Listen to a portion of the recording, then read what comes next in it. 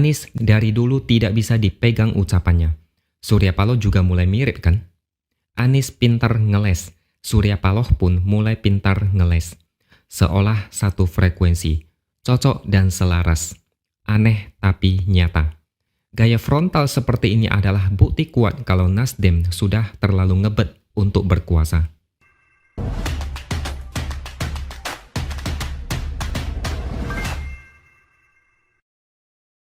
Halo, bertemu lagi dengan saya X Hardy di Opini Seaword. Anies dicaci maki habis-habisan karena berubah menjadi pengkhianat yang sangat jahat di mata Demokrat. Ternyata Surya Paloh juga menjadi sasaran kemarahan. Dua orang ini dianggap sebagai biang kerok terjadinya duet antara Anies dan Caimin yang menyebabkan mimpi AHY hancur berantakan. Narasi pengkhianat terus diutarakan Partai Demokrat karena membongkar keputusan sepihak Partai Nasdem yang menduetkan Anies dengan Caimin. Surya Paloh dengan santai menepis disebut berkhianat oleh Demokrat. Sebenarnya ada 8 poin yang disampaikan Surya Paloh saat menanggapi soal duet Anies dan Caimin. Tapi ada satu poin paling penting yang mau saya bahas di sini. Ketika Demokrat merasa dikhianati, Surya Paloh bilang begini, mereka dalam suasana prihatin. Dia juga merasa tidak gembira menerima kabar seperti itu. Dia bilang apa yang terbaik bagi Demokrat akan Nasdem hormati. Tidak masalah kalau misalnya Demokrat mau keluar dari koalisi. Dia bahkan bertanya, model seperti dia apakah ada bakat jadi pengkhianat? Bagaimana menurut kalian? Apakah Surya Paloh benar-benar ada bakat jadi pengkhianat? Mungkin inilah yang dimaksud dengan mempertontonkan rusaknya etika politik. Caimin sudah bicara bagaimana dia diminta ketemuan dengan Surya Paloh. Caimin langsung ditawari jabatan cawapres dan harus menjawab saat itu juga. Kalau Caimin tidak mau, maka Surya Paloh tidak mau ketemuan lagi. Dalam waktu 3 hari semuanya deal dan kemudian deklarasi di Surabaya Sabtu kemarin. Jubir Anies, Sudirman Said, dia bilang Anies tidak dalam posisi untuk setuju atau tidak terkait Caimin sebagai cawapres.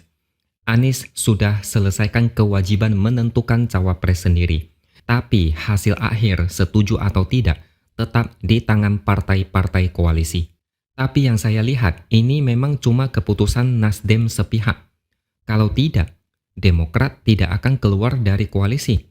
PKS tidak akan absen menghadiri deklarasi Anies dan Caimin di Surabaya. Kalau Anies cuma bisa memilih cawapres tapi belum tentu disetujui, artinya Anies sama aja bohong. Memilih itu cuma formalitas, hasil akhir tetap di tangan Surya Paloh. Saya agak merasa lucu ketika Ganjar sering disebut petugas partai. Apalagi pendukung Anies suka menuduh Ganjar seperti itu. Tapi faktanya sekarang ini Anies malah lebih persis seperti petugas partai. Segala keputusan ada di tangan Surya Paloh. Anies ini bukan lagi selevel petugas partai, tapi sudah masuk boneka partai. Anies pernah bilang Caimin itu korban kedua Surya Paloh. Maksudnya, Anies dan Caimin ditawari capres dan cawapres secara mendadak dan harus memberikan jawaban secara cepat. Kalian bayangkan aja, Anies dan Caimin jadi korban Surya Paloh. Capres dan cawapres jadi korban Surya Paloh. Jadi memang banyak yang merasa Surya Paloh melakukan manuver ekstrim yang melanggar etika politik. Bisa dipahami kalau Nasdem maunya sosok cawapres yang bisa mengangkat Anies. Caimin adalah jawabannya karena dianggap punya masa yang besar di Jawa Timur. Anies perlu menguasai sebagian Jawa jika mau menampil pres. Tapi caranya memang sangat ekstrim dan membuat Demokrat ibarat mobil yang jungkir balik dan terguling-guling sampai penyok. Dengan manuver seperti ini, Surya Paloh juga mengukuhkan diri sebagai politisi yang mungkin sulit dipercaya ucapannya. Ada banyak kejadian masa lalu yang membuktikan itu. Pada awal tahun 2011, Surya Paloh pernah menegaskan Nasdem akan tetap menjadi organisasi nirlaba dan tidak akan berubah menjadi partai politik. Nasdem berkomitmen untuk tetap menjadi ormas untuk membangun rasa percaya diri masyarakat Indonesia. Faktanya, Nasdem berubah jadi partai politik pada 26 Juli 2011. Jadi, janji Surya Paloh soal Nasdem tidak akan jadi parpol itu gimana ceritanya? Lalu pada Juni 2015, Surya Paloh pernah bilang akan membubarkan Nasdem jika ada kader yang terlibat korupsi. Nasdem katanya tidak layak dipertahankan. Tapi 4 bulan kemudian, komitmen Surya Paloh dipertanyakan ketika KPK menetapkan Sekjen Nasdem saat itu, yaitu Patrice Rio Capella, sebagai tersangka terkait kasus dugaan suap proses penanganan Bansos Pemprov Sumatera Utara. Nasdem tetap utuh. Bahkan ketika Joni Plate ditangkap karena dugaan korupsi BTS, Nasdem tetap utuh. Tidak ada cerita Nasdem akan bubar. Memangnya siapa sih yang percaya partai politik akan dibubarkan hanya karena 1-2 kader terlibat korupsi? Tapi ini adalah gambaran mengenai sosok Surya Paloh. Orang ini memang sangat ambisius. Kalau kalian menonton video saya sebelumnya tentang target Nasdem membidik kursi Jaksa Agung, kalian pasti paham mengapa Nasdem makin kesini makin ambisius. Bahkan Demokrat pun sampai harus menyingkir. Memang tidak salah kalau Anies bilang perilaku pendukung mewakili sifat yang didukung.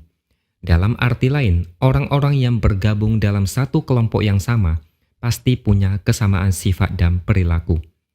Nasdem yang dulu satu frekuensi dengan Jokowi, kemudian mengusung Anies, tapi lama-lama keduanya jadi satu frekuensi.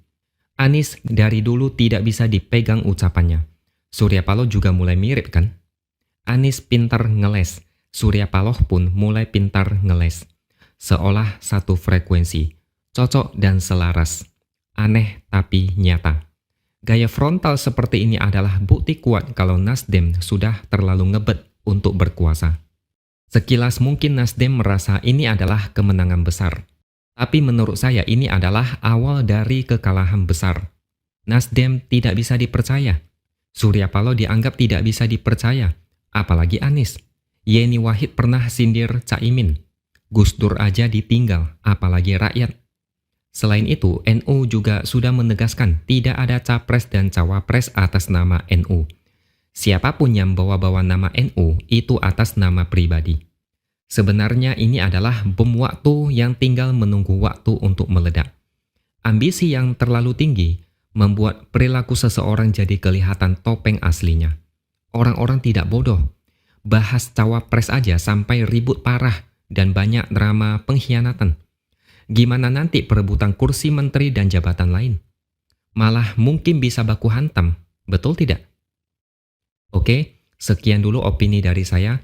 Subscribe channel ini supaya makin berkembang dan tuliskan komentar Anda. Terima kasih sudah menonton dan sampai jumpa lagi di lain kesempatan.